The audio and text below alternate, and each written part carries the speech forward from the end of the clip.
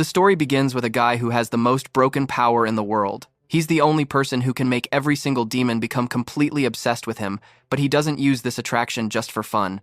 Every intimate moment he shares with them gets converted into status points, and the more intense the moment, the more points the system gives out. The demoness gets attracted to him, which makes him stronger, and then she becomes even more attracted to his strength, which in turn makes him even stronger. It's a perfect loop. His name is Cirrus, and the first time he ever used this power was inside a dungeon where the strongest warriors were getting slaughtered by Yug, the Demon King's daughter. Even though he was only rank F, he was the only one still standing. When Yug noticed he was completely fine, she went straight for him, and that's when the protagonist decided to activate his power on a demoness for the very first time. Yug was about to devour him, but out of nowhere she started kissing the guy right in the middle of the dungeon, and every single warrior and orc just froze because they had no idea what was going on. The demoness pulled back, not understanding why she had done that, and then the orcs attacked because he had kissed their queen. But the kiss had boosted his stats so much that he wiped the floor with them without any trouble. Yug got furious and grabbed him by the throat, saying she was going to finish him off, and when she ripped his armor off, the orcs thought he was done for, but honestly, that kind of suffering is something even I would want.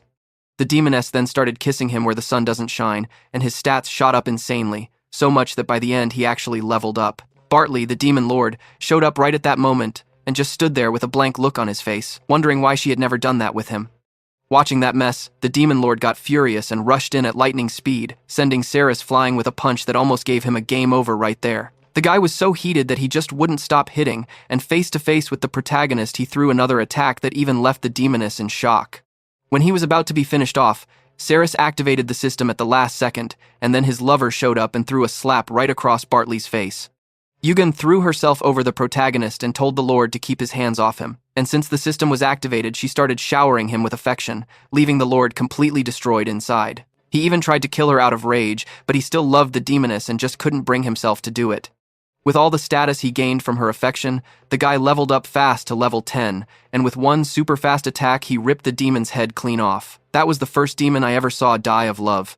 Without his head, Bartley's body started combusting and caused a massive explosion, and everyone managed to escape by falling down to the lower floor of the dungeon. When Cirrus hit the ground, he saw that Yug, the super healthy demoness, had turned into a tiny little salamander. Bella, the surviving warrior, spotted her between her own legs and died of embarrassment on the spot. The protagonist got the full dungeon map as a reward for killing the boss, and the map showed every trap, loot, and boss location. It was exactly what he needed, but before he could celebrate, a poison struck. A bizarre pain took over Cirrus's body out of nowhere. He coughed up a purple liquid, and cuts started opening on his skin by themselves. The worst part came when his little pinky finger simply vanished. When the pain passed, Bella asked what that had all been about, so Cirrus opened up and told her the truth about why he was risking his life in the dungeon. 6 months ago, during a city attack, he had seen monsters fighting a hero over some weird box, and the whole conflict revolved around it. One of the monsters slashed the box and triggered a shockwave strong enough to send Cirrus flying into the ruins. The broken box started leaking a strange liquid, and shortly after the sky turned deep red and started raining blood out of nowhere. The hero got hit and melted instantly, and the monsters met the same grim fate. Cirrus was incredibly lucky to escape the rain, but when he woke up he found out about a lethal poison, and the doctors gave him only 1 year to live. That's when the system popped up on the screen, saying that only the blood of the demon god could save him, and now he had discovered that an antidote existed somewhere lost inside this dungeon. The story then shifts to another group nearing a dungeon room when their tank suddenly senses danger and a laser shoots out. The party barely avoids getting skewered, everyone except the tank. The vice captain tells the squad not to move, afraid that more traps might go off, so the whole group freezes in place. One trap already killed their best shield, so nobody wants to take chances. They don't have a safe way to test the path, but retreating right away isn't an option either. Then the crusade captain, Cyrus, says they should follow the usual rule and send the weakest soldier first. The poor guy gets shoved ahead and told to find the safe route, even if it costs him his life. He can't refuse, because Cyrus is clearly ready to kill him if he disobeys. As despair sets in, the vice captain offers another idea. He has a special arrow that can scout ahead and improve their odds, but Cyrus just cuts it in half, which only pushes the D-rank soldier deeper into despair.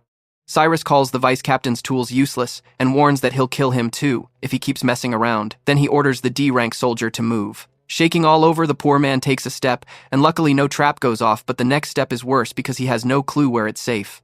While he's trying to decide, the leader won't even let him think and barks at him to keep going, so trembling he lifts his leg and somehow makes another safe step. Every move now feels like pure life or death gambling, and he knows that at this rate he's bound to die. That fear overwhelms him and locks his body up, so he panics, turns back, and begs to be allowed to return. But in his scramble, he steps on a trigger, and a beam shoots straight through his head. The rest of the party is horrified because the beam's path shows that the traps can hit from almost any angle. As the body drops, Cyrus orders the next weakest person to step forward, but then the door suddenly opens by itself, and everyone looks over. Out walks our boy, who totally didn't expect to run into them here.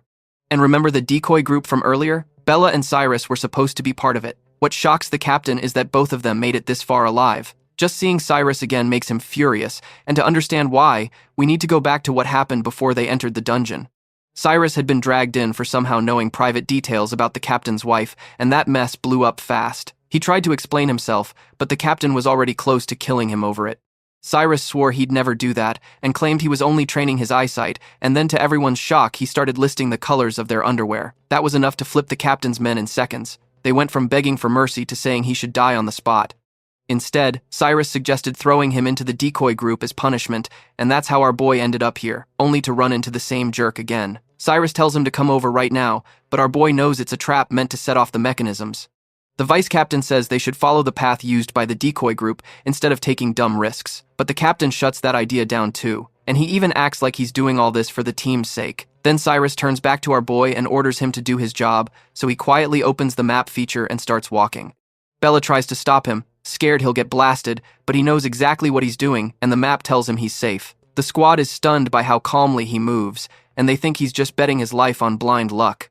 Step by step, he follows the system's exact route, and now the others start thinking this guy must have unreal luck. Meanwhile, he keeps moving without a pause, even turning and stepping ahead like he already knows the path. Still, his lousy F rank makes that hard to believe for them, even though it's true, and he even starts hopping around and somehow stays fine. For 1 second, Cyrus almost slips and nearly triggers a trap, and the captain can't figure out why he still hasn't been blown apart. Cyrus is almost across, and after a few more steps he passes the dead bait and stops right in front of the captain. Crossing the whole area without setting off a single trap leaves the group seriously impressed. Cyrus brushes it off as training and says that proves he's innocent, but the captain still isn't satisfied and almost slices his neck, demanding to know how anyone could pull that off. At the same time, he decides that Cyrus will lead the way from now on. Then Cyrus spots some kale mushrooms. They're bad for humans, but monsters can eat them just fine, and he figures the tiny salamander hiding in his armor must be hungry, so he picks a few. The smell is tempting, and the captain immediately notices and asks what he's doing. He grabs the mushroom from Cyrus's hand and eats it himself, showing just how hungry he's been. As he chews, the captain warns him not to do whatever he wants, but Cyrus just says there are no dangerous traps past the door, so they can move on. Still, the captain makes him open it first, not wanting his team to take the risk, so our boy has to open the dungeon door. Cyrus tells everyone to be ready for anything, but with his sword in hand, his stomach suddenly starts bubbling. Yeah, he's in trouble. Cyrus opens the door all the way, and nothing happens. The party stays on guard while Cyrus is over there fighting for his life and letting out toxic gas from the other end. Our boy keeps walking, still perfectly alive, and Cyrus can't believe what he's seeing. At the same time, he's clenching hard and realizing his stomach is wrecked because of those mushrooms. Then our boy says the room is packed with traps and suddenly rushes ahead, knowing that the others will have to follow, and that means even more pain for the idiot who ate the mushrooms. The rest of the party takes off after him, even though most of them don't know why. Cyrus is seconds from bursting and lets out another deadly blast, and the funny part is that his team thinks the stink is coming from the dungeon itself and that they're all about to die. Humiliated, he yells at everyone to run if they want to live. After that wild sprint, the team leader goes straight at Cyrus about the mushrooms, asking if this was all some setup by the D rank. Our boy twists it around so well that the guy can't pin anything on him, and poor Cyrus can't even explain himself properly. One of the soldiers prepares a place for the captain to sit, but he obviously can't do that right now, so he pushes everyone to keep moving. Then he presses a blade to Cyrus's neck and warns that if he runs off like that again, he'll kill him himself. The group keeps moving through the dungeon, avoiding trap after trap thanks to our boy, and what they don't know is that a sleeping dragon is nearby, unaware that humans have entered her territory. Cyrus keeps guiding them forward, but monsters aren't the only ones watching. By now, the captain has noticed something strange. They haven't hit a single monster or trap. It's almost like Cyrus knows the dungeon by heart. The captain hates that thought, but he also knows that someone this weak couldn't have reached this far alone before. Then Cyrus points out the boss room ahead, and to the captain, that means his use is over. He spots a huge spike hanging above Cyrus, uses his sword skill, and fires a tight wave of mana that cuts the spike so it falls right at our boy. The scumbag clearly plans to call it an accident, but just before it lands, a scorpion tail knocks it aside and lashes straight at the captain. The armored monster drops in, bringing part of the area down with it and cutting Cyrus off from the rest of the team. The captain barely survives because he reacts in time, but Cyrus thinks this is the end for him. Then a voice speaks after spotting a human. The monster looks like a woman, and she makes her disgust for humans clear right away. Her name is Sadiel, and she says that just seeing a human near her is revolting. A B+ puppet scorpion, under Sadiel's control, stands before Cyrus and the team. Tien yells for everyone to get ready, and Bella tenses up, struggling to even lift the sword they gave her. Tien orders the tankers to move up and keep the monster from breaking through, so they raise their shields and form a wall. Next, Tien tells the archers to fire from the back while the tankers hold it off, and the archers let their arrows fly. They hit the monster, and Tien tells them to keep firing, but then the creature lets out a huge roar and blasts the arrows away with sheer force. That pressure almost knocks everyone off their feet, and Tien is stunned that the monster's power alone can wipe out their attacks. Then Cyrus stands up and snaps at them for freezing in place, telling them not to fear the monster's aura and insisting that it's only one enemy so they can beat it. Meanwhile, Cyrus hears another voice and wonders if there's a second monster nearby. A scorpion tail suddenly shoots at the protagonist, but he dodges and tries to figure out what just attacked him. The scorpion itself lunges next, and Cyrus dodges again. Then he stops and tells the monster to take a punch with 3,190 attack power. With one hit from the protagonist, a hole is blasted through the scorpion puppet, and the rest of its body breaks apart and flies everywhere. Sadiel is impressed that he destroyed one of her scorpion puppets with a single punch. At that moment, Cyrus remembers that the antidote for his poison is in the boss room ahead, so he refuses to waste any more strength here and plans to use the map to slip past the fight. Sadiel steps closer and says, it doesn't matter. She was going to throw away anything filthy humans had touched anyway. She tells the protagonist that she first planned to have her monster snap him apart, but now she'll do it herself. The protagonist freezes for a second, shocked to face another female monster, then shoots back that his head isn't some melon she can just twist off. Sadiel sneers and says she won't dirty her hands by touching his disgusting body, adding that while her hands are enough to handle the humans outside, she's using them now to control the scorpion puppets through strings. Then she tells Cyrus that she'll finish him first, and after that she'll go outside and kill the rest. He yells back that he's a hero and that protecting humanity is his job, and even if it burns through all his strength, he'll stop her here. Sadiel lunges at him, mocking whether he really means that, and with just one leg she catches his head and slams him to the floor. Right then, Cyrus's system activates and locks onto Sadiel as the target. She brushes him off, saying that fools who overrate themselves mean nothing to her. Outside, the scorpion puppets suddenly stop attacking. Seeing that, Tien cheers and points out that the monster's head is turning red, so their hits must finally be working. The protagonist is shocked by Sadiel's speed, and she admits that for a human, making it this far is impressive, but that's all. She warns that Lord Ney hates humans entering his room, then presses her other leg onto the protagonist's face. Cyrus knows she's too strong, but one thing is clear. He can't let her get outside, so he pulls his head back and suddenly bites down on her foot. Sadiel flushes with outrage, yelling about how disgusting it is for him to do that to her foot. Outside, while the monster keeps fighting, Bella realizes that there has been no movement for a long time. She figures Cyrus still hasn't gotten up from under the rocks, and she has to pull him out, so she calls to Tien and tells him to cover her because she's going to get him out of the rubble. Tien is stunned and tries to stop her, but Bella has already run off, praying that the protagonist is okay. The scorpion puppet notices her and moves to strike, but Tien jumps in and blocks it with his sword, even though he's struggling to hold it back. Bella keeps rushing forward, telling herself that Cyrus is a hero and that there's no way a pile of rocks could keep him down. Back inside, Sadiel loses her hold on the protagonist because licking her foot disgusts her so much, and he's relieved to finally break free from her leg lock. Then his system warns him that he can't use instant kill without a weapon. The protagonist gets frustrated. If he'd known that, he would have brought one, which means he has no choice now but to fight with his bare hands. He throws a punch at Sadiel, but she slips past it and kicks him in the face. As she strikes, she mutters that his face feels weirdly soft. The kick sends Cyrus flying back into the stone wall, and Sadiel says that kicking him feels great. The protagonist has nothing to say to that, while she starts getting nervous about what's happening to her, so she decides to end him fast before the humans outside reach Lord Ney's room. She grabs the tail from the puppet that Cyrus had destroyed and attacks with it. The protagonist sees it coming and dodges, his agility barely enough to keep up. He gathers magic into his hand and cuts the tail clean in half, but that's just a setup. While he's slicing it, Sadiel rushes in again and traps his face with her legs, and her words and expression don't match at all. As she tightens the hold, vowing that this time she won't let him go and will choke him with her legs, Cyrus snaps and reaches up to grab her legs, showing Sadiel the strength of his grip. The second he touches her, Sadiel feels strange and springs away. A moment later, though, she stomps right on his face again, furious that his dirty hands have touched her legs. She even uses the broken tail pieces to pin his hand down, leaving the protagonist stunned. She turned the tail he just broke against him, and her control is so overwhelming that he can't avoid her attacks. Again, she presses her foot onto his face, saying she's going to crush it. Even as she grinds his face down, the protagonist's power keeps rising, and Sadiel, meanwhile, is feeling better and better with her foot on him until the agitation value climbs to 66.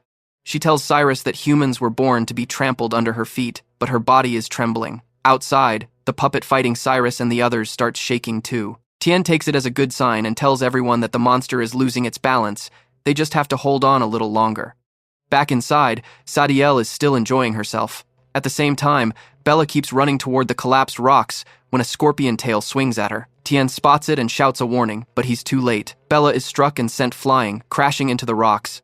Meanwhile, Sadiel starts touching the protagonist in places she shouldn't, and he yells at her to stop, saying she isn't allowed to touch him there. Near Cyrus, the tail whips toward him, and he braces to stop it. He manages to avoid it with his sword, then realizes that the tail could pierce the wall even from that far away, which means this monster is beyond elite rank. Back with Sadiel, she keeps saying how soft and squishy he feels, and the agitation value rises to 95. Outside, the scorpion puppet moves to attack Cyrus again, and by the time he notices it coming from behind, it's almost too late. He sees the Princess of Scorpio coming in, but there isn't enough time to block properly. Then, to his relief, Sadiel suddenly becomes fully agitated and starts acting completely strange, like she's been charmed. That makes the scorpion puppet twitch and freeze. Cyrus is surprised that he survived the attack, but he notices the monster is making a very strange howl. Seeing it lose control, Cyrus knows this is his chance, so he unleashes Roaring Tiger Severing Strike on the scorpion puppet, sending it flying. It slams to the ground, and everyone bursts into cheers, praising Cyrus's strength for wiping out the monster with a single blow. Inside, Sadiel's agitation value has hit 98, which explains why she's acting so weird. When the monster starts vomiting, everyone assumes that Cyrus's attack hurt it that badly.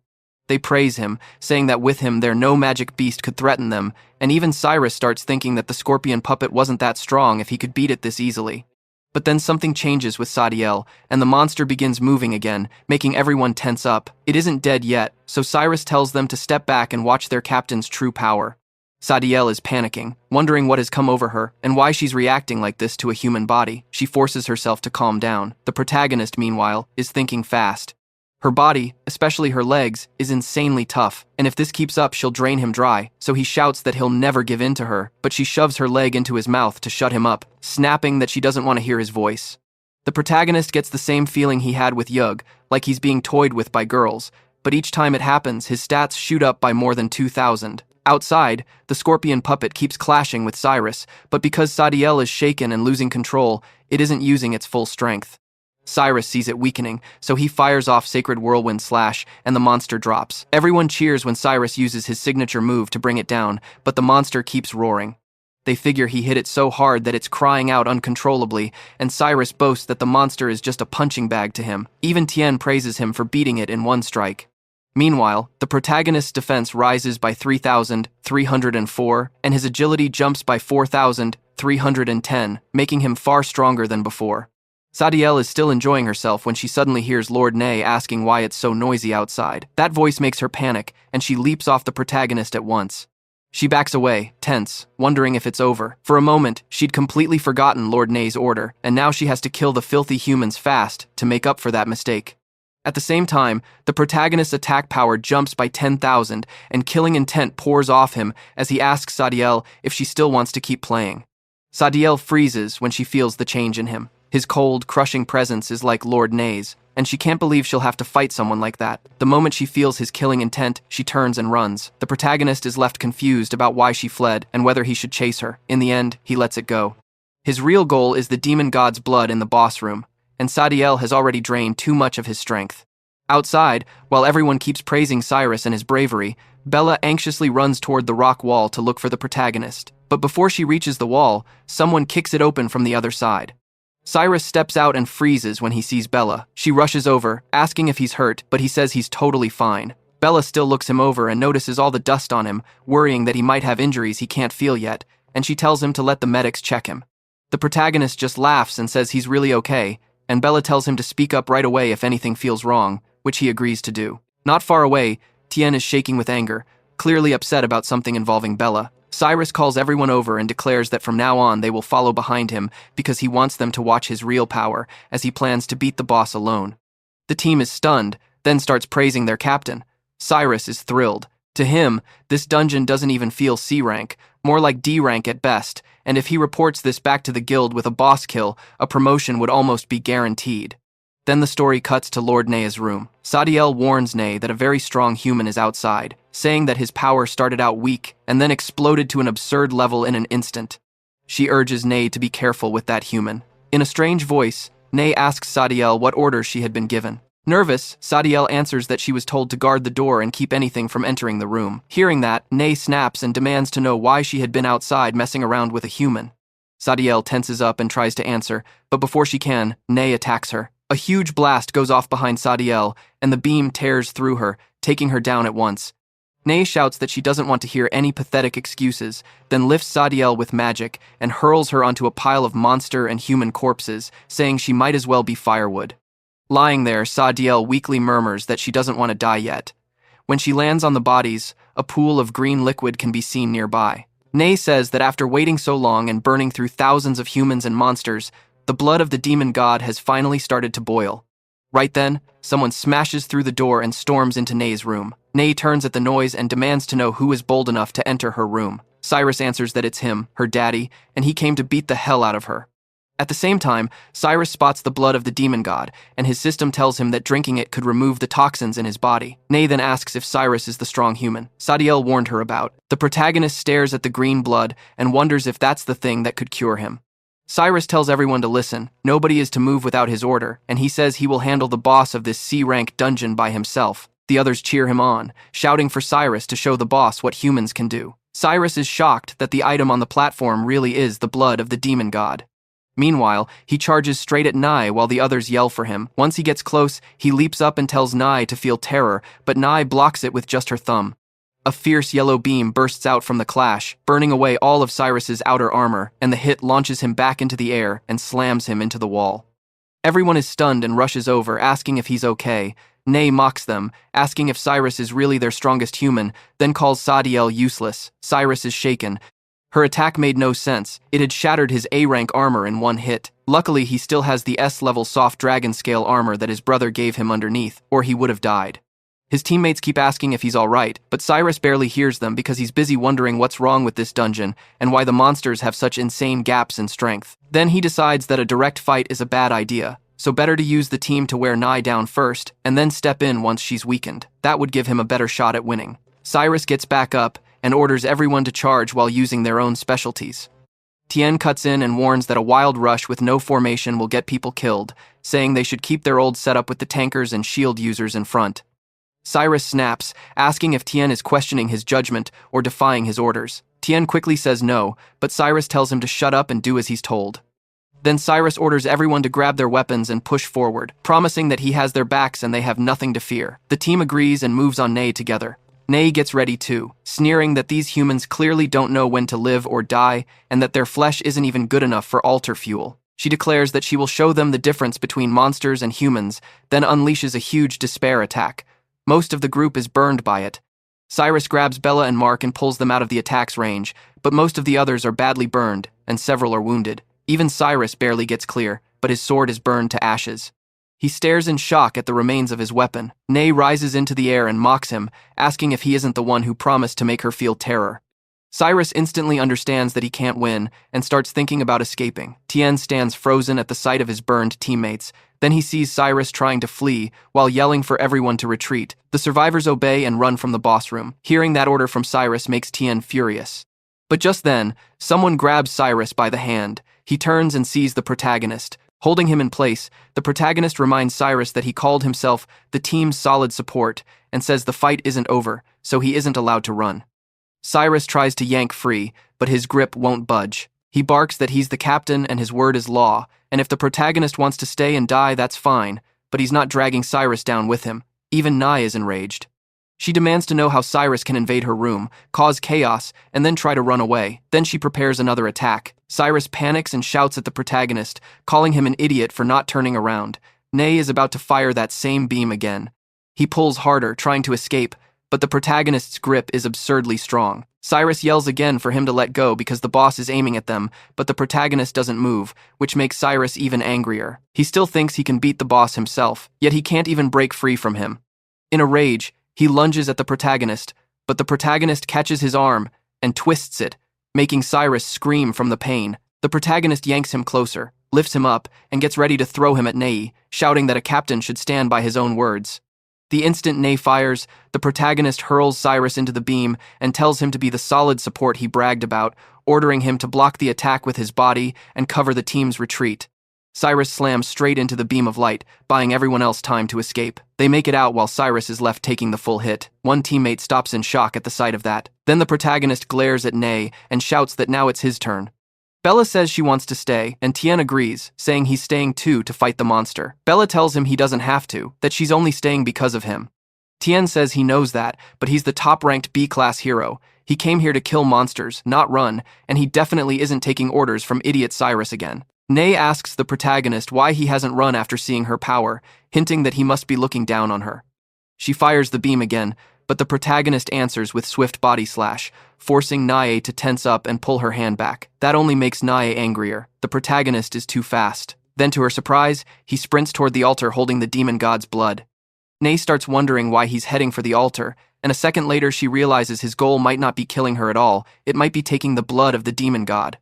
The protagonist keeps running and is only a few meters away now. Nai tries to yell for him to stay away from her altar, but Bella and Tien attack from behind, saying this is their best chance. Nai easily catches both of their swords, then aims at the protagonist and curses his speed. Bella shouts at Nai not to touch the protagonist, and she and Tien both try to force Nai back. Just as Nai fires, her footing slips slightly, throwing off her aim. Because of that miss, the protagonist dodges the attack. He jumps toward the altar, thrilled that he's finally about to get what he wants. But when he gets close, he spots a magic circle. The sight makes him tense, and the moment he touches it, it explodes. The blast knocks him away from the altar. Nai says she made that magic circle herself, and as long as she lives, no living thing can pass it. The protagonist agrees. Rushing in and forcing down the demon god's blood to cure the poison just isn't going to work. To move forward, they have to beat the boss first. Then he notices something hidden in the cracks of the wall. At the same time, Nai tosses Bella and Tien aside, calling them arrogant for thinking they could handle her. They slam into the ground and take minor injuries. The protagonist freezes when he realizes it's the same female monster that escaped him earlier, and he can't figure out how she got here. Shaking, Naya begs the protagonist to stay quiet and not let Nai notice her. Nai says his ritual needs a calm mind, so once he kills them all, he will settle his anger. That makes the protagonist tense up. Bella is in real danger. Before leaving, the protagonist sets the kale mushroom in front of Sadiel. Sadiel stares at it, wondering if the kale mushroom can really restore her strength. He rushes toward Bella, yelling that he's on his way. Meanwhile, Sadiel picks up the mushroom and starts eating it, and soon tears of joy fill her eyes. Then the protagonist system announces that Sadiel has developed feelings for the host. Because of that, he meets the conditions to unlock weapons, and new weapon options open up. A bunch of unknown cards with question marks pop up in front of him, and the system says he first needs to read the weapon rules. Meanwhile, Tien steps in front of Bella and tells her he'll hold the boss off while she escapes. Bella shoots back that her leg bone has cracked again, so he needs to run without her. Tien yells at the system to skip all that. People need saving, and he has no time for useless explanations. The system obeys and tells him to pick a card. The protagonist grabs one at random, and a red glowing sword appears in his hand. The system announces that he has obtained the Exploding Garment Divine Sword. Enraged, the protagonist leaps at Nai and tells her to test his new weapon and die. He swings at her, but she catches the blade with one hand and laughs, saying he has fallen right into it. Bella and Tien were just bait. Her real target has always been him. Then she fires a light beam and mocks him, asking how he'll escape at this distance. The protagonist shouts back not to underestimate him. He never said he planned to dodge. He pours all his strength into a slash, and even so, it only leaves a small cut on Nai's hand. She laughs, saying he used everything he had and barely scratched her, not even drawing blood. To her, that's the gap between humans and monsters, but then the top part of her dress suddenly tears apart. She freezes in shock and asks where her clothes have gone. Bella and Tien are both stunned and embarrassed that the protagonist has stripped the boss. The protagonist is tense too because Nei is insanely strong. Then his screen explains the sword's effect. A hit makes the enemy's clothes explode, and if the target becomes naked, it will trigger the ultimate move, Divine Sword Descent.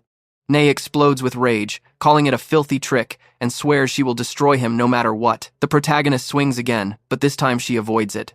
He realizes that the earlier hit landed on her palm, and that was enough to blow apart the clothes above, so if he connects one more time, he could tear off the robe underneath by going for her legs.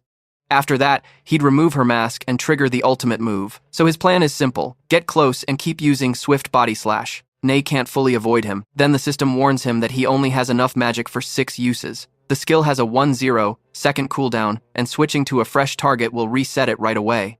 Hearing that, the protagonist is annoyed and thinks the skill is way less useful than he hoped. When the system asks if he wants to turn it off, he firmly refuses. Now he's in a tough spot. He decides he'll just have to try anyway and charges at Nei with Swift Body Slash. Nei jumps into the air and dodges. The protagonist tenses up after missing again. Meanwhile, Nei is confused about why he keeps aiming at her legs when her top is already gone. Is the protagonist trying to strip off the rest too? A moment later, he rushes in once more, but Nei snaps a kick straight at his face. The blow sends him flying, but he uses his sword to steady himself and lands back on the ground. Pain shoots through him.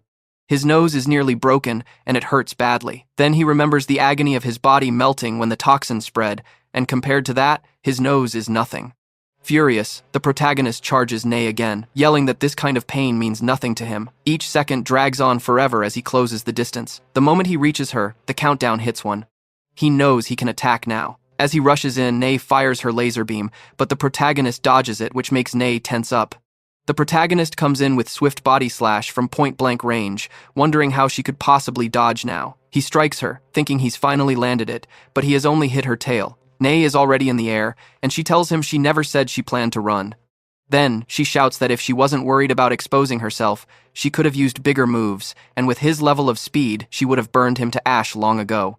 That makes the protagonist tense up as Nei fires another laser beam. He tries to dodge with his skill and counterattack, but the screen shows it's still on cooldown. Frustrated that 10 seconds feels so long, the protagonist has no choice but to meet the attack head-on. He swings his sword directly, using all his strength, and somehow knocks the laser aside. The clash between the slash and the beam causes a huge explosion. Even Tien is stunned. He can't believe the protagonist has blocked the boss's attack face-to-face. It makes no sense. Before this expedition, the protagonist had only been judged around F rank, and even Tien, a B rank fighter, couldn't step in against her.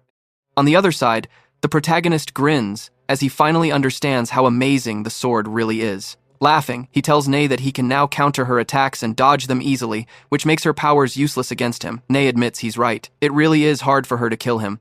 Then she aims at Bella instead, catching the protagonist off guard. She says that killing a woman with an injured foot would be easy and fires. The protagonist quickly uses Swift Body Slash and strikes the fingernail she was attacking with. He manages to break the nail, but he's too late. The beam has already been fired. For a second, the protagonist feels relieved, then realizes Bella is still in danger. Panicked, he sprints to save her. Nei laughs, saying humans always pull these hero moves, and that's exactly why heroes get killed by villains from behind. With that, she reveals that he's been tricked and attacks with her second hand. The protagonist realizes he won't reach them in time, so he has only one choice left. Knowing that Swift Body Slash can trigger right away if he changes targets, he locks onto Bella as his target and activates the skill. That lets him block the attack, but the impact shatters Bella and Tien's armor. Even Tien is stunned that the aftermath alone broke his armor. Nei is shocked that the protagonist has escaped again. Then she notices something strange at the altar, and realizes that she's been so focused on the fight that she forgot to add firewood to keep the demon god's blood hot. If the altar cools, all her work will be wasted and she'll have to wait another 100 years. At the same time, Bella starts acting strangely, asking why she feels so hot and weird. The system shows that her agitation has reached 91. She already has feelings for the protagonist, and locking onto him makes that attraction even stronger. Bella moves close and grabs the protagonist's face like she's about to kiss him. Tien can only stare. Just as her lips are almost on his, the protagonist flashes back to when Bella was 8. In that memory, she looks scary as she asks what he's staring at, whether he's never seen a gorgeous woman before, or if he wants to kiss her. Back in the present, he quickly leans away and says he doesn't want to kiss her. Tien also asks Bella what's wrong and if she really was about to kiss the protagonist. Bella wonders if she really made the first move on her own. Her body acted by itself, and she had even stuck out her tongue in the middle of a fight. She turns bright red, tense, and deeply embarrassed. Tien angrily asks why her face is still red and why she's sweating. Is she poisoned? Hallucinating? Has she lost control of her body? He convinces himself that has to be it, otherwise she would never do something like that. Meanwhile, Nei focuses on the altar, knowing that once the demon god's blood cools, it will take 100 years to boil again. Then she drags over the corpses of monsters and humans, saying she refuses to wait that long again. This time, she decides to burn up every last drop of the demon god's blood. Hearing that, the protagonist tenses up and asks if she really plans to burn it all away. He knows he has to stop her fast, but the boss is so quick that he can barely land a hit. That leaves him with one choice: get strong enough that the boss can't dodge anymore. Nei keeps throwing bodies into the altar, hoping the fire will raise it to full heat. At the same time, the protagonist plans to use the explosive garment divine sword's ultimate move and take her out. He rushes to Bella and says he found a way to beat the boss, but he needs her help for a moment. Bella asks what he means. He explains that if they do romantic stuff, kissing, hugging, and that kind of thing, his power will rise enough to beat the boss. That instantly leaves both Bella and Tien red-faced. Even Tien can't believe the protagonist can say something so dirty while looking completely serious. The protagonist grabs Bella's hand and begs for her help, even though he knows this is hard for her. Bella is so flustered she can't answer, but Tien cuts in and yanks the protagonist's hand away, calling it nonsense, and saying the protagonist just wants to use Bella.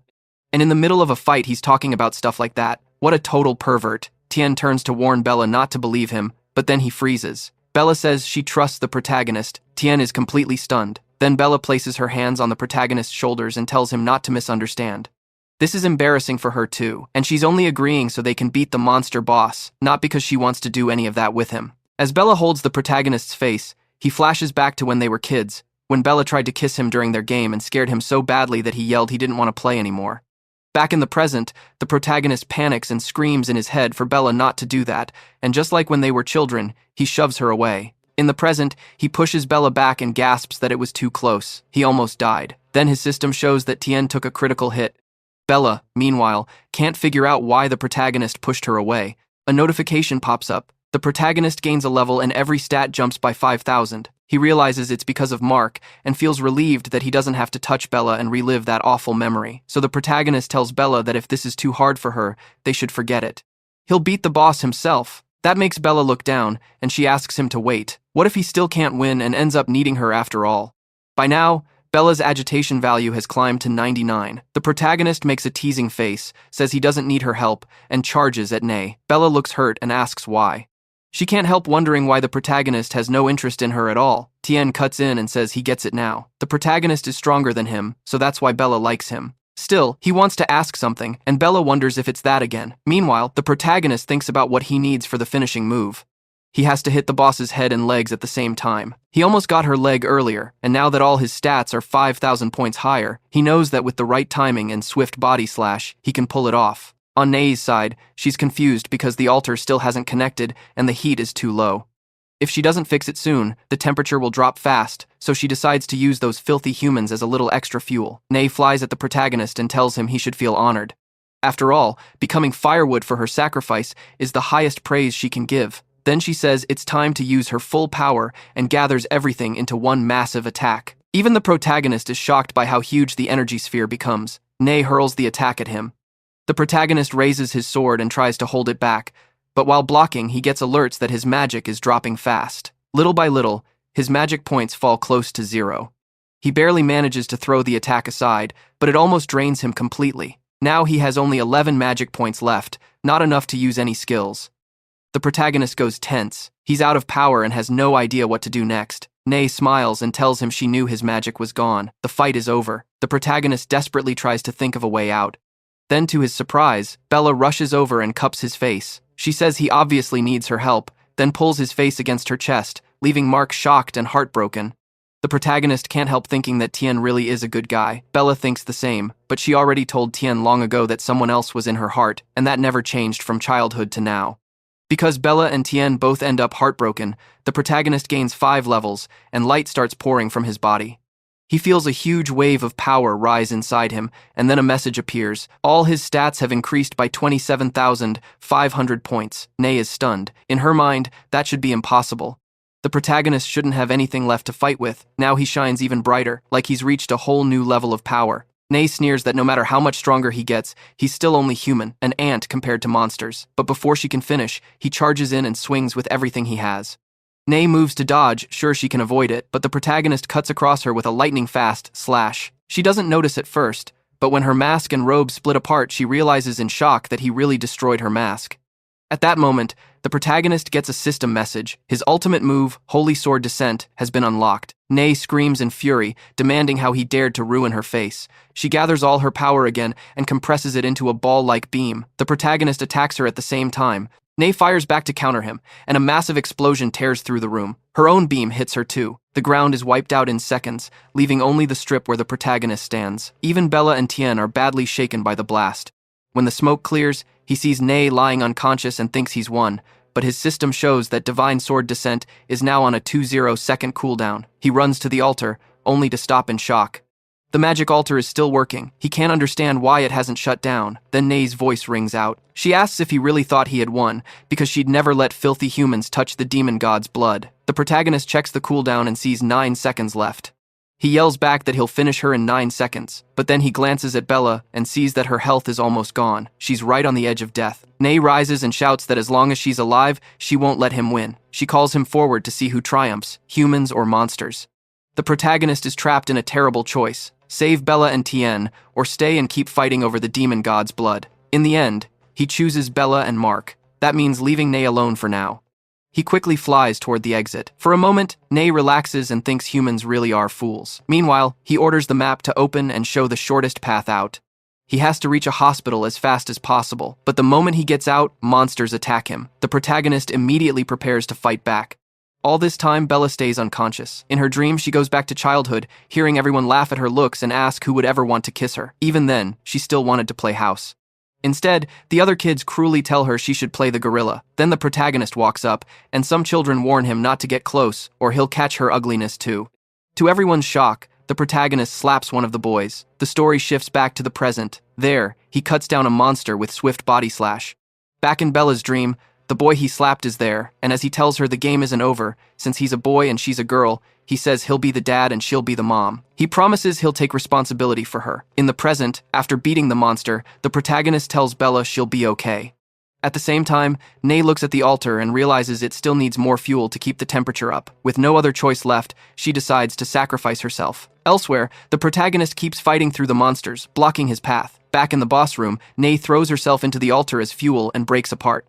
Before fully dying, she cries out to the holy demon god that she can no longer serve him herself. Meanwhile, the protagonist battles a dragon monster and strikes with his sword. But right after he defeats it, the exploding garment divine sword disappears. His system says the enemy is dead, so the weapon has returned to the system. It won't be available again for 12 hours, but the protagonist decides it doesn't matter. They're almost out. Outside the dungeon exit, he and his teammates finally make it out alive, and everyone is overjoyed. As the protagonist thinks about how close he came to dying in that underground dungeon, he remembers that even his dragon-scale armor got destroyed because of that damn battle. The captain figures the protagonist should be dead by now, killed by the dungeon boss. Then someone spots the protagonist coming back with Bella and Tien in his arms and yells that he's still alive, which completely stuns the captain. The captain also turns grim when he hears it. He snatches a sword from a teammate and demands to know how the protagonist dared to trail them in secret and try to run. He asks how the protagonist thought he could ignore his orders. As captain, he announces that the protagonist no longer deserves a place on the expedition team. He also says the guild won't waste any more medical resources, keeping the protagonist alive. Then the captain yells that he'll settle it right now and gets ready to strike. But instead, the protagonist suddenly kicks him straight in the face. Using him like a step, he launches himself forward, saying he has no time to waste on him. The captain drops unconscious, and the others stare in shock, shouting at the protagonist for attacking their captain. One of them panics, saying the captain passed out from the kick and needs to be taken to the hospital right away. At the guild hospital, orderlies rush Bella and Tien in on stretchers, calling out that it's an emergency. Once Bella and Tien are safely inside, the protagonist finally feels some relief. Then he decides to head back to the dungeon fast. He was only one step away from getting the demon god's blood to cure the poison. Back in the dungeon, a red liquid starts rising from the altar. Little by little, it lifts higher, and soon it begins forming a human shape. Sadiel watches the whole thing and wonders what Boss Nay summoned by sacrificing herself. It turns out Nay had been living as a boy, and no one knew she was actually a girl.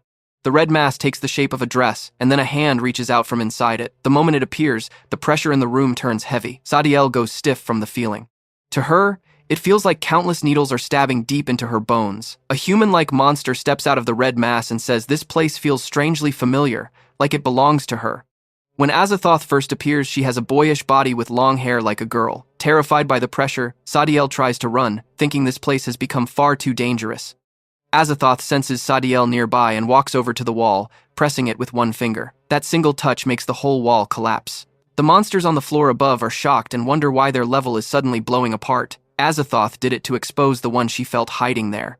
After the fall, the monsters are all injured and guess that Boss Nay might have done it. Then one of them shouts for everyone to look up.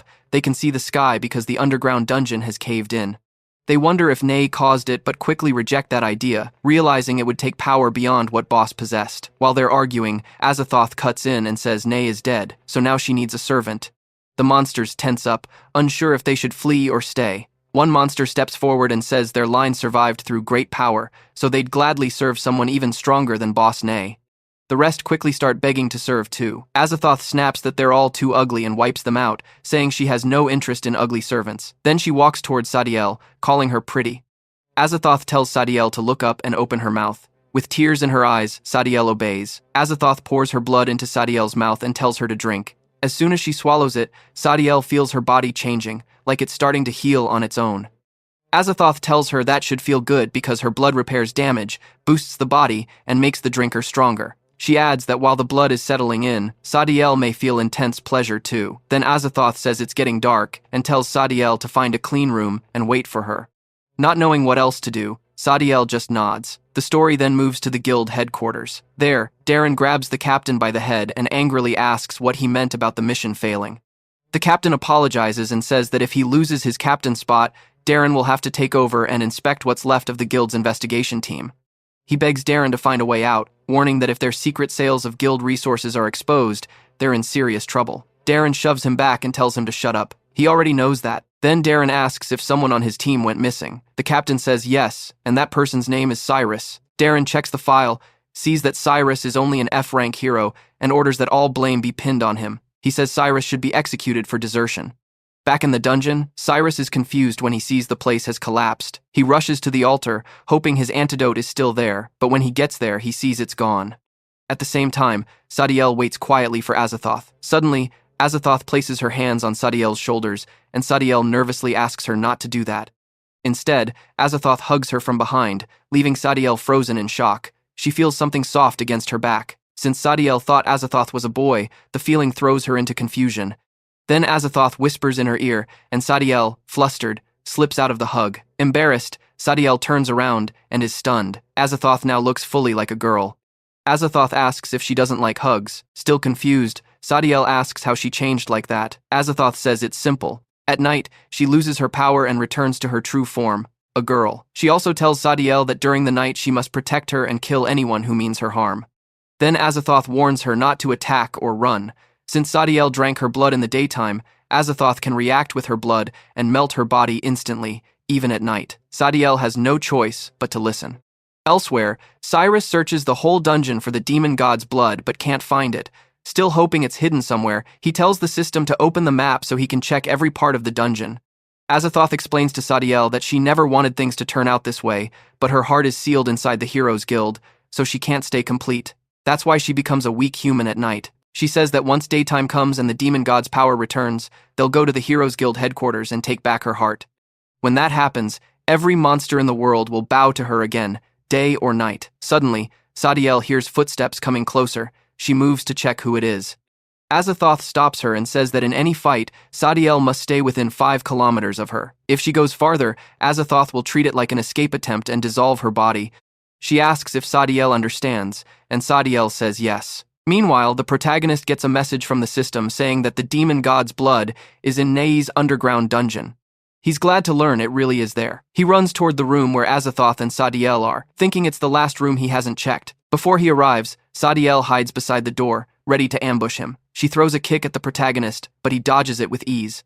Sadiel is shocked when she realizes he's the same human she met that morning. At the same time, Azathoth suddenly feels strange as her body starts twitching. That usually only happens when she's near her heart. Sadiel asks why the protagonist came back when Nay was already dead and tells him to leave before sunrise.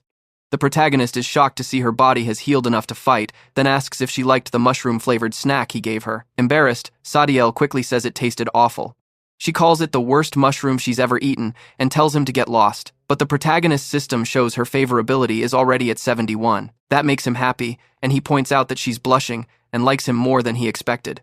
Before he can keep going, Sadiel kicks at him again, saying he's talking nonsense and that she doesn't like him at all. She attacks again, driving her foot down hard enough to crush his face, or so she thinks. Disgusted, she says even having feelings toward a human would be vile. Then she suddenly realizes his body is gone from under her foot, leaving her stunned. When she turns, the protagonist is already running for the room. Sadiel can't believe he escaped after she stomped his face. The protagonist says he has something urgent to do, so they can play later. As he reaches the door, he senses the demon god's blood right behind it. Before he can open it, Azathoth opens it first.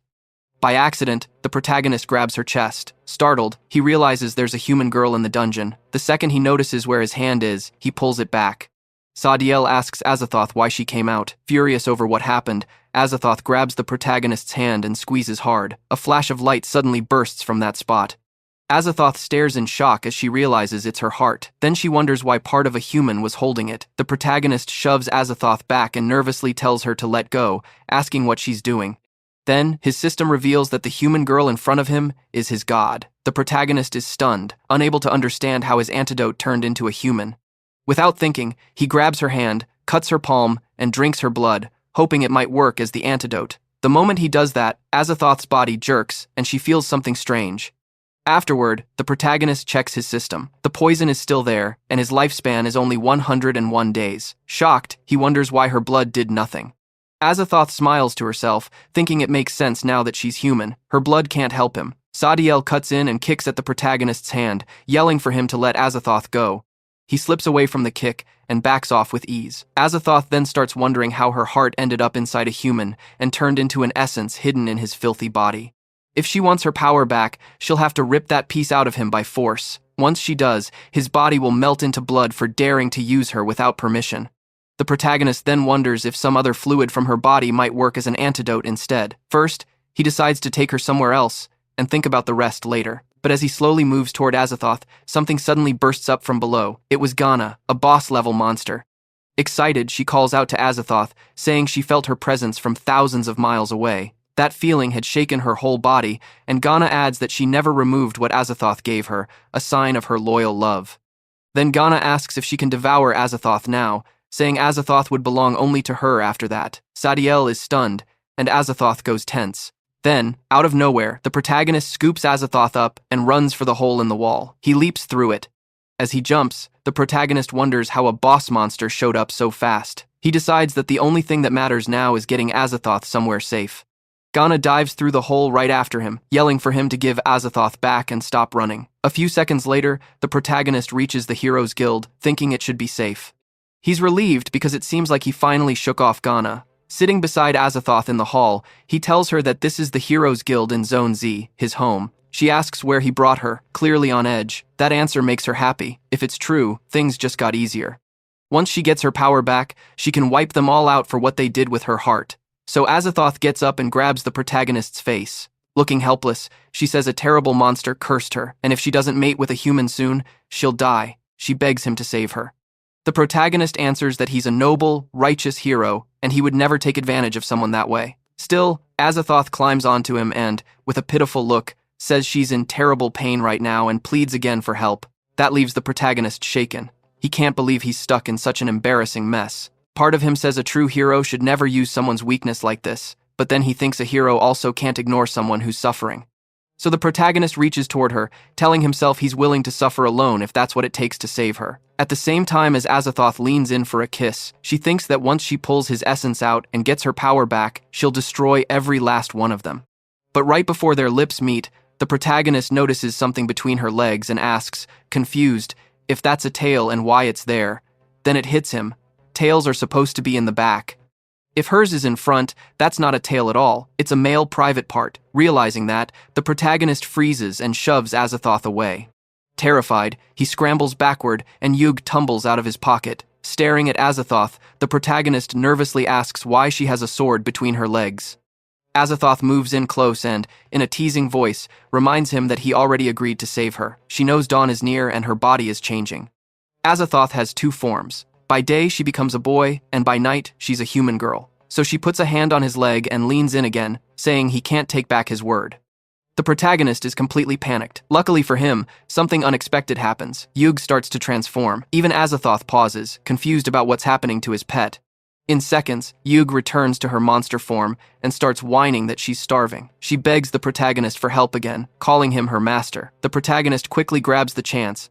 He tells Azathoth that Yug needs him more right now, so he'll help Yug first and come back to her after. Azathoth doesn't even know what to say. Meanwhile, Yug is annoyed that his pocket was too cramped to even stretch in.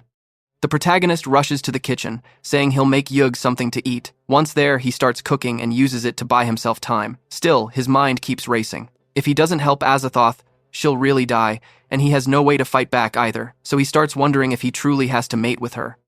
Before long, he gets frustrated because he can't make up his mind. While he cooks, Azathoth sneaks up behind him, thinking she can just wait until morning to get her powers back. The protagonist notices her but acts like he didn't.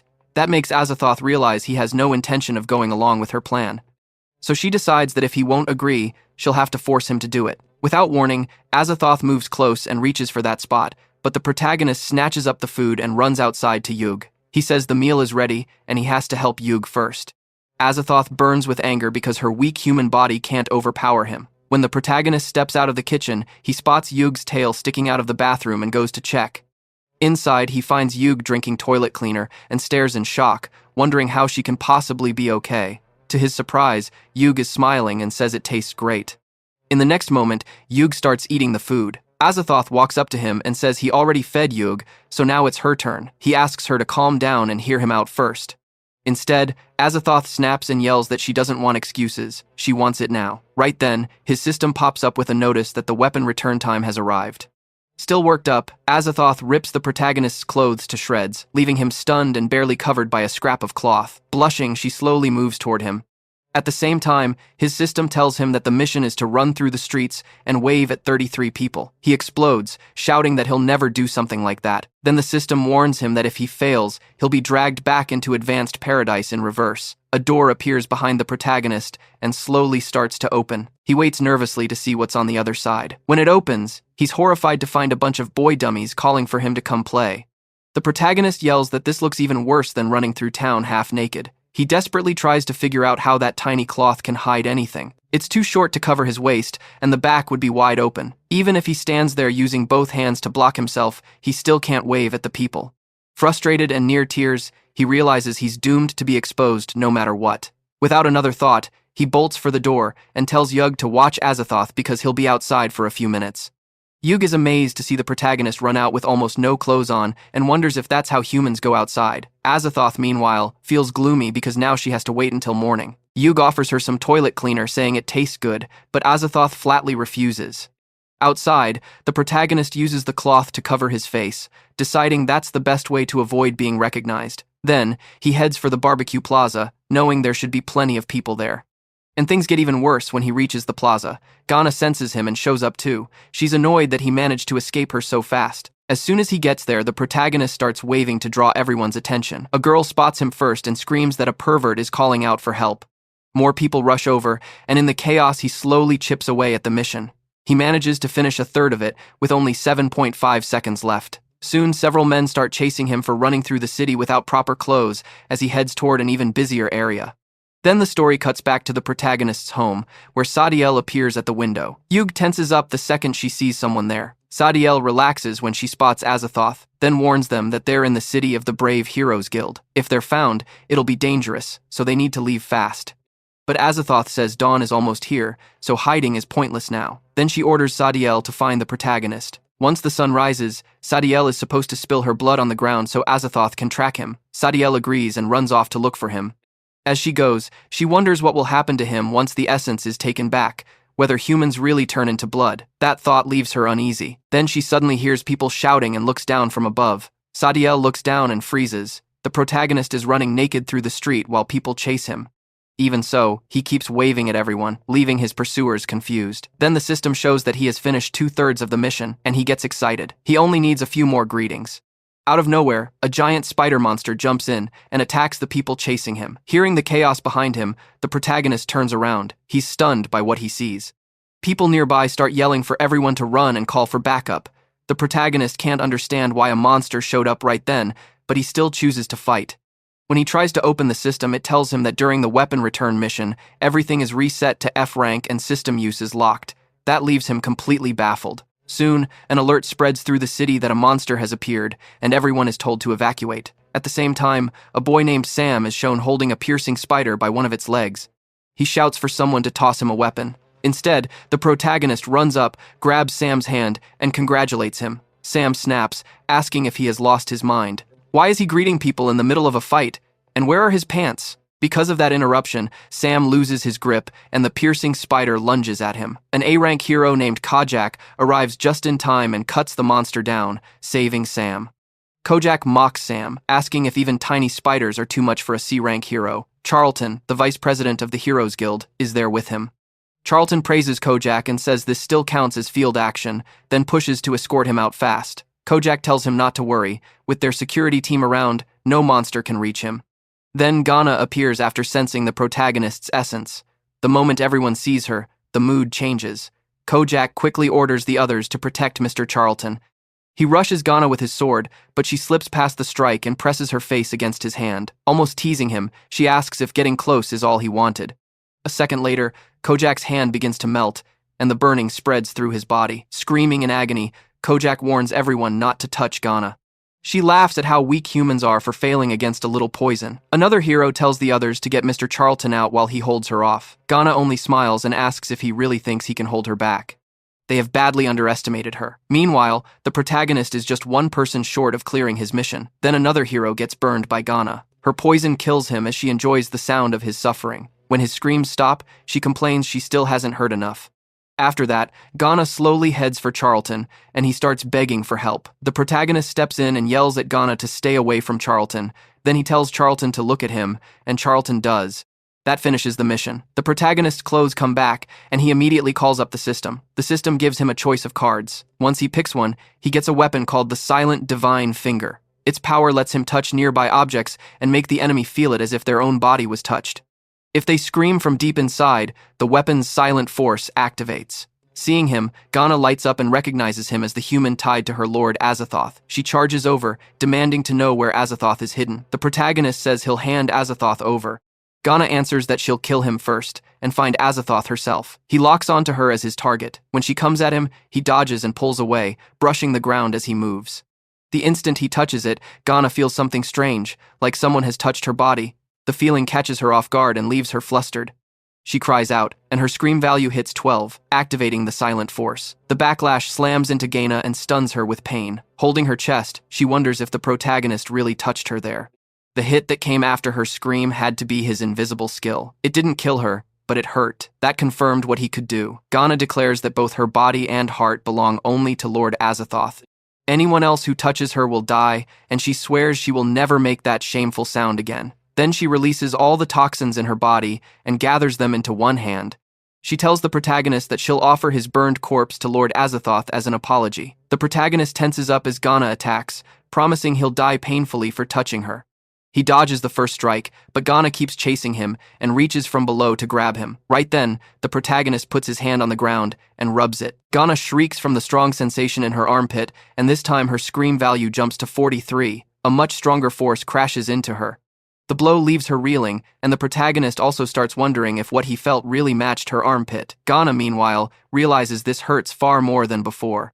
She can't understand why she cried out again after promising herself she wouldn't, but this time, the touch hit her armpit. It was so unbearably itchy. For a brief second, she even feels pleasure, thinking that somehow the protagonist could trigger sensations like Lord Azathoth. Ghana grabs the bell Azathoth had given her and sadly apologizes, confused by her own reaction. How could a mere human stir feelings she connects to Azathoth? To her, that's disgusting. Humans could never compare to Azathoth's greatness. She strikes herself to clear her head, and after calming down, she smiles and wonders if Azathoth will forgive her now. From the protagonist's side, seeing Ghana hit herself is shocking, and he starts thinking she might be unstable. Ghana tells him his attacks are weird and says she's done playing around. Then she draws her sword. Watching her pull it out, the protagonist can't help wondering where she'd been hiding it. He quickly thinks through the pattern, first her chest, then her armpit against the wall. Based on distance and body proportions, he guesses that the next key spot would be her back, so he suddenly runs. Ghana chases after him, shouting that it's too late to run now. She leaps at him to strike, but he dodges. He yells that his agility is higher than hers, so she won't catch him easily. Ghana says she already knew that, then fires a web at him. It wraps around the protagonist, and he struggles to get loose. Ghana tells him he's not escaping and moves in to kill him. But he frees one hand from the web and touches the ground. As soon as he does, he figures out he was right. The sensation matches the inside of her thigh. Ghana grows tense again, stirred by his strange power. This time, she covers her mouth with her hand, determined not to scream. The protagonist tries to push the sensation further, but she refuses to make a sound. She manages it. The scream rate only reaches 1, so the force that hits her is weak. Ghana feels relieved. As long as she stays silent, his attacks can't do much. Then she looks over and is shocked to find that the protagonist has slipped free of the web. From behind her, he says he never claimed he was running away. Ghana smiles, calling that a stupid choice. She puts something in her mouth and says she has already figured out all his moves. His last chance to escape is gone, and now she will crush him herself. When she lowers her hand, it becomes clear that she's sealed her mouth with spiderweb. If she can't open it, she can't scream, which means the protagonist's skill will be useless. The protagonist asks if the spot she felt was the inside of her thigh. That makes her angry and embarrassed. This filthy human is paying way too much attention to her body.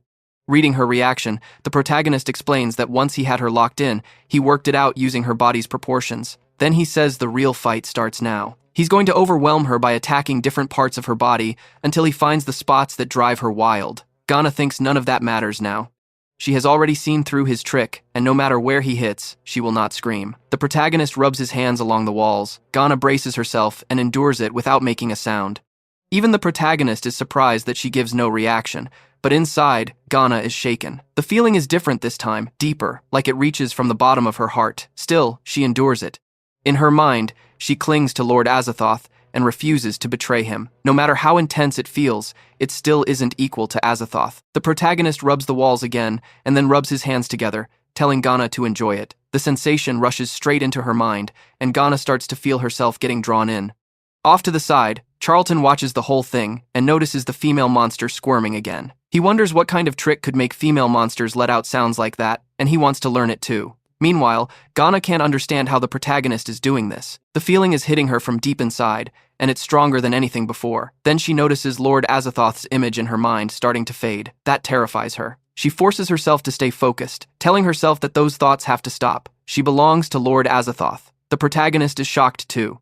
Even after all that, Ghana still hasn't screamed, so he realizes it still isn't enough. Ghana pours every bit of poison in her body into her weapon and charges at the protagonist. Sure, she won't go down that easily.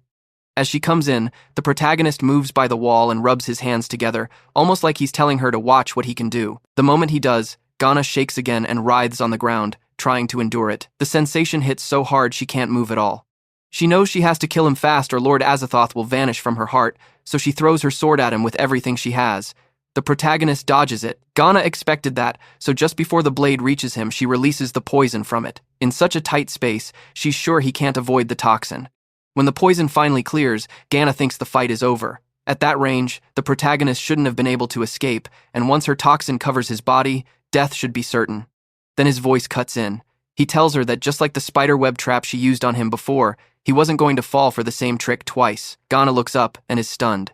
The protagonist has jumped onto the roof. He yells that now it's his turn, then drops down into the narrow space below. As he falls, he drags both hands along the walls all the way down. That makes Ghana feel an even stronger wave than before, and it keeps getting worse every second.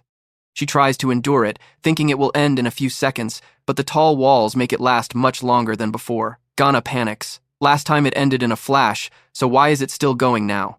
She keeps begging for it to stop, but she has reached her limit. Right before she breaks, she apologizes to Lord Azathoth. She can't hold on anymore. Then she screams with all her strength, and the protagonist system shows that the scream value has hit 100. Even the locket Azathoth gave her shatters, and a huge blast bursts out around Ghana. The explosion drains her magic little by little until it drops all the way to 0, then she turns into a tiny spider. The protagonist's system recalls the weapon, confirming that the enemy has been defeated. The protagonist walks over and picks Ganna up. His system shows her favorability has reached 100. It also says he has unlocked passive conquest, and after beating the boss, he gained that boss's special skill. The new skill is toxic fusion, which lets him coat weapons with strong poison. The protagonist wonders if he can even use poison from his own body the same way. The scene then shifts to Sadiel, who uses her blood to summon Azathoth. As her blood touches the ground, Azathoth vanishes from the room, leaving Yug stunned. When he appears, Azathoth is in human form. From here on, the story refers to him as a man. Azathoth immediately asks Sadiel where the protagonist is. Nervous, Sadiel apologizes and admits she lost track of him. Azathoth is stunned. He explains that the human body he's using had once been her heart, and if he doesn't get it back, he'll turn into a powerless human at night. Even so, Sadiel repeats that she lost him. Then Azathoth hears noise from the city and senses the system's power. He flies there without hesitation. Sadiel watches him leave in silence. Back with the protagonist, his system shows a new skill called placement, which lets him send conquered monsters back home. When he activates it, Ganna vanishes from his hand and appears in Yug's room. Yug jumps when something lands on her head, then stares in shock after realizing it's a spider. Back on the protagonist's side, Azathoth suddenly grabs him, and before he can react, Azathoth locks up his head and pins him down. Staring at him, Azathoth says he's disappointed. The protagonist had promised to save him, then ran off halfway through, and that made him furious. Seeing Azathoth in human form, the protagonist becomes sure of two things. Azathoth is really a man, and he's the one who lied to him about the curse. Azathoth admits it. The protagonist asks what he wants, and Azathoth tells him to keep the promise he never finished. The protagonist flatly replies that he has no interest in men, so Azathoth changes his form and asks if this is better. The protagonist slowly turns back and is shocked to see Azathoth now looks like a girl in a cat-themed outfit. He even says meow and asks if the protagonist is interested now. The protagonist shouts no. No matter what shape Azathoth takes, he still isn't interested because Azathoth is still a man. The protagonist tries to punch him, but Azathoth catches his fist and twists it just enough to make him cry out. Still pushing, Azathoth says humans like things like cat ears and black stockings, so they should have fun together. But even then, the protagonist rejects him, which leaves Azathoth crushed. He then hints that he'll have to use harsher methods. Azathoth licks the protagonist's finger, stunning him. The protagonist tenses up, disgusted, and asks if he's serious, telling him not to do that. Azathoth only says he likes the taste and keeps licking. The protagonist tries to run, but Azathoth stops him with his power and makes it clear that escape is impossible. Then, Azathoth rises into the air, saying he passed the system's level long ago. If the protagonist wants to run, he can try. It will end the same way. Azathoth even asks if the protagonist plans to lock onto him and raise his speed, but he says he won't use the system on a man. That crosses a line for him.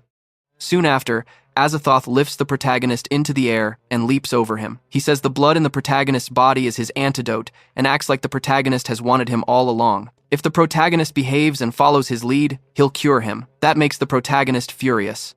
He shoots back that if getting the demon god's blood means doing that with Azathoth, he'd rather let his body rot away. There's no way he'll do something like that with a man. Azathoth snaps. He calls the protagonist disobedient and says he needs to be punished, then threatens to force himself on him until he begs for it.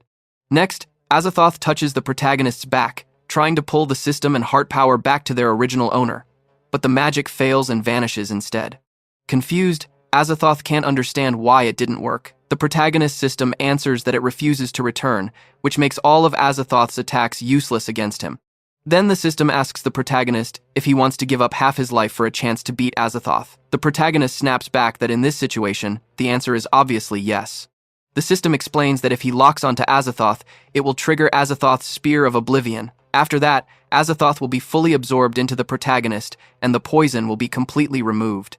In exchange, the protagonist's life drops to just 50 days. Azathoth is stunned. He can't believe the system has truly refused to return to him. The protagonist also realizes that as long as Azathoth is within 10 meters and in sight, he can lock onto him. But before he can do it, Azathoth uses his power and red smoke swallows the area around him. The protagonist is caught off guard. The smoke is so thick, he can't even keep his eyes open. At that moment, Azathoth slices his own hand, and the same cut appears on Sadiel's hand. Startled, she tenses up and wonders what's happening. A second later, Azathoth teleports to her. When he arrives, Azathoth is sweating and shaken, realizing he barely escaped. He's furious that the system refused to go back to him and feels betrayed. Sadiel, seeing him like that, has no idea what happened. Azathoth also realizes that the system has probably locked onto his location. Back with the protagonist, he's surprised that the system locked onto Azathoth, but even more shocked that Azathoth moved that far in an instant. Sadiel nervously asks if he's sweating because he's been hurt. Azathoth says no one in the city could injure him. Since she drank his blood, their bodies now resonate, so if he gets hurt, the damage will pass to her first. That makes Sadiel tense, but she still asks about the protagonist. Has Azathoth dealt with him or not? Azathoth says no. He explains that his attacks no longer work on the protagonist. Sadiel reacts oddly and asks if that's really true. Azathoth then asks if she's happy the protagonist is still alive. She denies it, says she hates him, and suggests they return to the dungeon if Azathoth can't hurt him. Azathoth refuses. He says he's been with the system for thousands of years and understands it well. Sure, normal attacks no longer work on the protagonist, but pleasure doesn't count as an attack, so he believes he can still overwhelm him with pleasure until it kills him. He adds that the system struggles to find a body that matches it, so once the protagonist dies, it will have no choice but to return to him. And once he becomes human again, the system won't be able to track him. Then, Azathoth orders Sadiel to find the protagonist again that night. Azathoth asks Sadiel if she has learned transformation magic yet. She says yes, so he tells her to use it on him. While Sadiel uses the spell on him, Azathoth explains that once night comes, he will lose his magic, which means she has to keep the transformation active for him. When the spell is done, Azathoth has turned back into a girl. He's pleased with the result and says the protagonist will never know it's him. He adds that humans love playing hero, so they should let him save the damsel first. Then he can strike when the time is right. Sadiel asks if he can really get rid of the protagonist through pleasure. Azathoth says yes, then asks how she thinks he died. The hint is clear. He had also been brought down that way, and every time he remembers it, along with being cast aside by the system, his anger explodes. He shouts, demanding to know why the system rejected him and what makes the protagonist so special. Elsewhere, the protagonist keeps thinking about the 50 days he has left. If he can find Azathoth before then, he can cure himself and live, so he knows he has to move fast. Then his heart starts pounding strangely again. He realizes the poison in his body is flaring up again, and this time it spreads to his feet. A sharp burning pain hits his little toe, and he collapses, screaming. Not long after, he passes out. Seeing him go down, Charlton rushes over, trying to figure out what happened. Sometime later, the protagonist wakes up in a hospital. The ward boy notices he's awake, gets excited, and calls for someone to tell Mr. Charlton right away. The protagonist asks who brought him there. The ward boy says it was Charlton, the vice president of the guild, which catches the protagonist off guard. Just then, Charlton steps into the room. He asks if the protagonist remembers saving him, the heavy man trapped by that giant piercing spider. The protagonist recognizes him and says yes. Then he asks how long he's been out, and Charlton tells him 13 hours. That shocks him. He guesses the long fight had completely drained him. Charlton apologizes for being careless and hopes he didn't make things worse. Since he sounds sincere, the protagonist asks what the vice president wants. Charlton says he saw the protagonist fight the female spider monster and was amazed by his magic. The protagonist then asks him to get to the point. Charlton admits that with age, a man starts losing certain strengths and even his drive. But after watching the protagonist fight, he became deeply interested. He believes learning that power could restore him and finally free him from the misery he's lived with for 10 years. The protagonist still doesn't get what he means, so Charlton finally says it clearly. He wants the protagonist to teach him that magic and accept him as a disciple. That leaves the protagonist stunned. The vice president of the Adventurers Guild wants to become his student. He quickly sees the upside. If Charlton becomes his disciple, he can use the guild's resources to help track down Azathoth.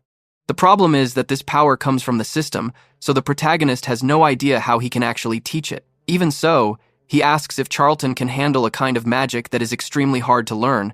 Charlton says difficulty doesn't matter. He has to try. A master can show the path, but the rest depends on the student. He swears he'll do everything he can, even if it costs him his life. The protagonist then tells him that the magic he saw has to be trained from the fingertips first. At that, Charlton bows deeply and begs the protagonist to accept him as a disciple. He also asks that this stay secret, since he's still the vice president of the Adventurers Guild. The protagonist agrees, saying he understands. Then Charlton's secretary, Daisy, appears at the door and says she has something important to report. Charlton tells her to come in. She hands him a warrant saying that the captain has been found guilty of desertion and sentenced to death. Confused, the protagonist asks what that's about. Daisy reads the charge. He disobeyed the captain in the Cyrus squad, fled without permission, and caused the mission to fail. Charlton tells the protagonist the situation is serious, but he will try to deal with it since the protagonist is now his master. The protagonist immediately says he didn't run, he stayed behind to deal with the dungeon boss. Daisy answers that she has already looked into the squad's retreat. According to the report, the protagonist, an F rank, along with Bella, a C rank, and Marco, a B rank, had defeated an S rank monster. She finds that hard to believe. The protagonist tells her to send someone to verify it. Daisy says she already has, and the dungeon is empty now. Still, until the investigation ends, he will have to be kept under watch so he can't escape. Charlton cuts in and says detention isn't needed because he trusts the protagonist. Daisy reminds him that the rules say otherwise, so Charlton says he will personally take responsibility for supervising the protagonist during the investigation. Daisy then reminds him about the guild's appreciation banquet that evening. Charlton tells her to let the protagonist come with him. Daisy urges him to rethink that, stressing how important the banquet is. After a short pause, Charlton tells the protagonist he'll leave him alone for now and return that night to bring him along. The protagonist agrees. Once they're gone, he finally relaxes. Then he decides to check Azathoth's location. He's planning to go after him as soon as he can, but when he opens the system panel, he's shocked to see that Azathoth is still in the city. Looking closer, he realizes Azathoth is extremely near. After thinking it through, he's horrified to figure out that the signal points to his own home.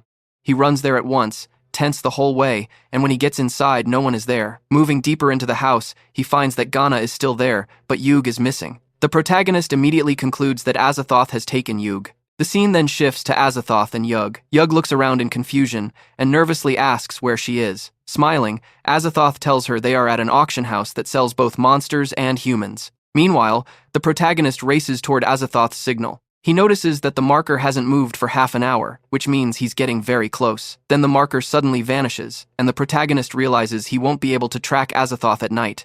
As he pushes ahead, someone attacks him. He dodges easily and wonders who's coming after him. Now the attacker calls himself Raka and says this area belongs to the Star Cavalry.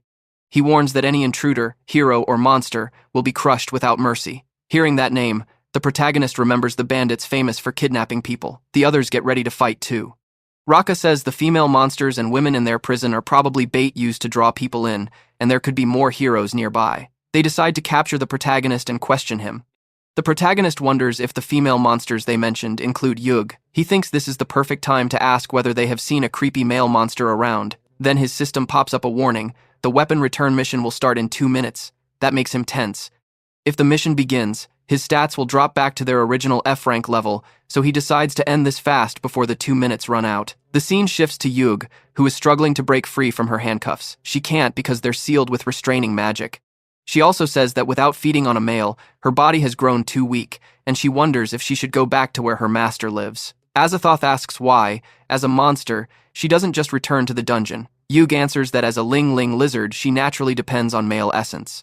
She has chosen a stronger man and likes human homes better than monster caves. She also says the wine in the bottle is incredibly tasty. Then both Yug and Azathoth are startled by an explosion in the floor, and a boy comes flying into the room. The protagonist arrives, relieved that he wrapped things up before the 2-minute limit.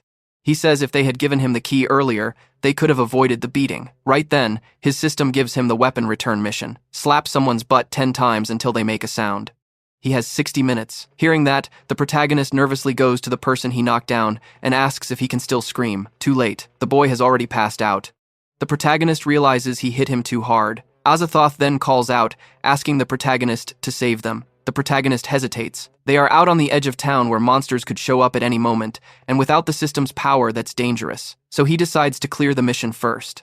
He unlocks Yug's handcuffs and smacks her butt, making her cry out. In a teasing voice, she asks what he's doing. The protagonist says that if they want to get out safely, he has to spank her, so she needs to cooperate and not fight him.